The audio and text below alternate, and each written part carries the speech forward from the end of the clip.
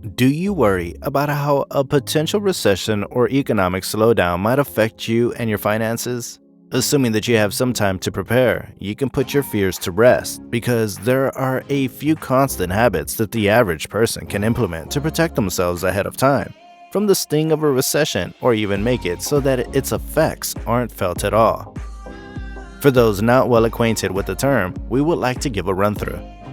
A recession means a significant decline in general economic activity. The macroeconomic term has traditionally been recognized as 2 consecutive quarters of decline, as reflected by gross domestic product, GDP, and other indicators such as unemployment. However, the National Bureau of Economic Research, NBER, currently defines a recession as a significant decline in economic activity lasting more than a few months, normally visible in real GDP, real income, employment, industrial production, and wholesale retail sales. How bad will the next recession be? That's one of the questions we often hear, especially now as the Federal Reserve aggressively hikes interest rates to rein in inflation at 40-year highs. It seems clear that the US will enter a recession by early 2023, if it hasn't already. We expect it will be less damaging than the 2008 global financial crisis, but the full extent of the economic impact won't be known for some time. To help you prepare for these uncertain times, we researched past economic recessions to bring you some tools that can help you get through it in one piece financially. Always have an emergency fund.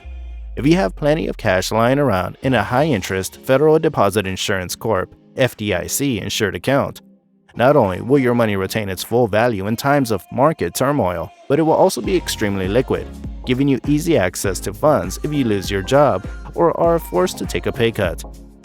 Also, if you have cash, you'll be less dependent on borrowing to cover unexpected costs or the loss of a job.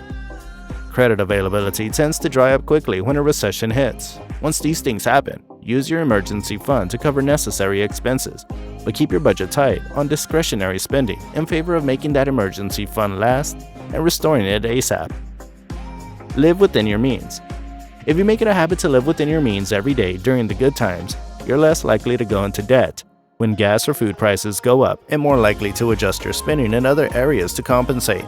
Debt begets more debt when you can't pay it off right away. If you think gas prices are high, wait until you're paying 29.99% annually percentage rate APR on them by filling up on a credit card. To take this principle to the next level, if you have a spouse and are a 2-income family, see how close you can live off of only one spouse's income. In good times, this tactic will allow you to save incredible amounts of money. How quickly could you pay off your mortgage? Or how much earlier could you retire if you had an extra $40,000 a year to save? In bad times, if one spouse gets laid off, you'll be okay because you'll already be used to living on one income. Adding to your savings will stop temporarily, but your day-to-day frugal spending lifestyle can continue as normal. Have an additional income. Even if you have a great full-time job, it's not a bad idea to have a source of extra income on the side, whether it's some consulting work or selling collectibles on eBay. With job security so non-existent, more jobs mean more job security. Diversifying your income streams is at least as important as diversifying your investments. Once a recession hits, if you lose one stream of income, at least you still have the other one. You may not make as much money as before, but every little bit helps. You may even come up to the other end of the recession with a growing new business as the economy turns up. Invest for the long term. So what if a drop in the market brings your investments down 15%? If you don't sell, you won't lose anything. The market is cyclical, and in the long run, you'll have plenty of opportunities to sell high. If you buy when the market's down, you might thank yourself later. As you near retirement age, you should ensure that you have enough money in liquid, low-risk investments to retire on time and give the stock portion of your portfolio time to recover. Remember, you don't need all your retirement money at age 66, just a portion. It might be a bear market when you're 66, but it could be a bull market by the time you're 70. Be real about your risk tolerance. Yes, investing gurus say that people in certain age brackets should have their portfolios allocated in a certain way.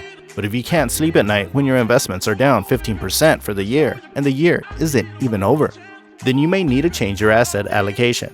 Investments are supposed to provide you with a sense of financial security, not a sense of panic. But wait, don't sell anything when the market is down, or you'll set those paper losses in stone. When market conditions improve, it's the time to trade in some of your stocks for bonds or trade in some of your risky small-cap stocks for less volatile blue-chip stocks. If you have extra cash available and want to adjust your asset allocation while the market is down, you may even be able to profit from infusing money into temporarily low-priced stocks with long-term value. Buy low so that you can sell stocks high later on, or hold on to them for the long run. Be careful not to overestimate your risk tolerance, as that will cause you to make poor investment decisions, even if you're at an age where you're supposed to have 80% in stocks and 20% in bonds. You'll never see the returns that investment advisors intend if you sell when the market is down. These asset allocation suggestions are meant for people who can hang on for the ride. Diversify your portfolio.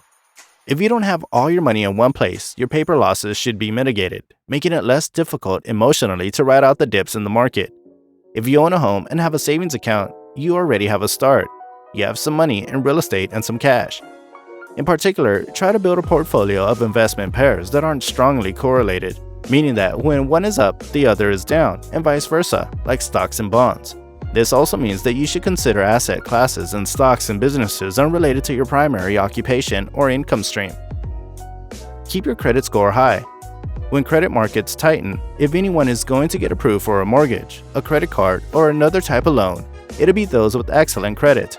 Things like paying your bills on time, keeping your oldest credit cards open, and keeping your ratio of debt to available credit low will keep your credit score high. When times are tough, maintain communications with your creditors to keep them happy by making arrangements to keep your accounts in good standing.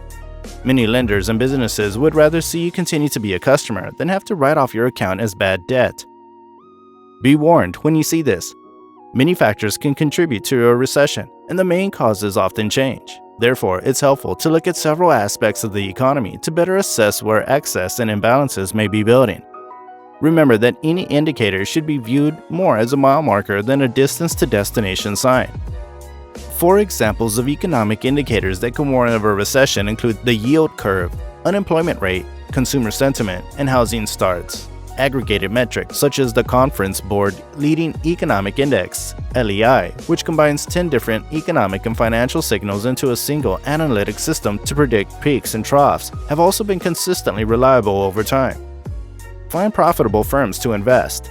Not all stocks respond the same during periods of economic stress. In the last 10 equity declines between 1987 and August 2022, some sectors held up more consistently than others, usually those with higher dividends, such as consumer staples and utilities. Dividends can offer steady return potential when stock prices are broadly declining. Growth-oriented stocks can still have a place in portfolios, but investors may want to consider companies with strong balance sheets, consistent cash flows, and long growth runways that can withstand short-term volatility.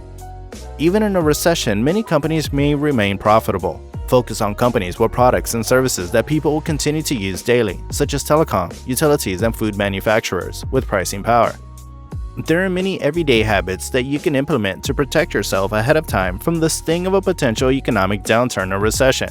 Having an emergency fund, strong credit, multiple sources of income, and living within your means are all important tools that can help you get through a rough economic patch in one piece financially.